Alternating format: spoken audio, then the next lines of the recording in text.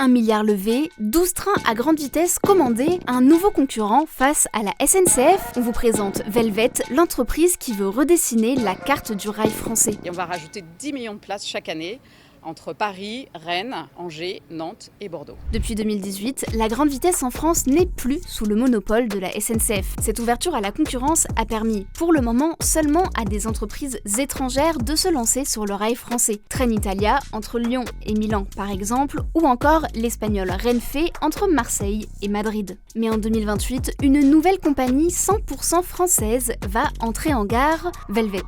Derrière ce projet Made in France se cache un visage bien connu du milieu ferroviaire, Rachel Picard, l'ancienne patronne de voyage SNCF, qui avait aussi développé Ouigo en 2013. Avec l'investisseur britannique Tim Jackson, elle a une ambition, désengorger la ligne Atlantique qui relie Paris à Bordeaux, Nantes et Rennes, dont les trains sont déjà saturés aux heures de pointe. Le télétravail, les longs week-ends, le développement de la province, notamment dans l'ouest de la France. C'est pour cela qu'on a choisi cette région, ce marché cible. Côté moyen, Velvet envoie du lourd. En 2024, l'entreprise a levé 1 milliard d'euros avec le fonds d'investissement Antin Infrastructure Partners, désormais actionnaire majoritaire de l'entreprise. Une somme qui a permis à Velvet de passer à l'action avec une commande de 12 trains à grande vitesse neufs auprès du constructeur français Alstom. Et niveau modèle, l'entreprise ne se refuse rien en choisissant les Avelia Horizon, le même modèle que les futurs TGV-M de la SNCF. Ces rames consomment 20% d'énergie de moins que les générations précédentes et sont moins demandeuses en maintenance. Ce sont aussi les seules rames à 2 niveaux qui peuvent dépasser les 300 km/h.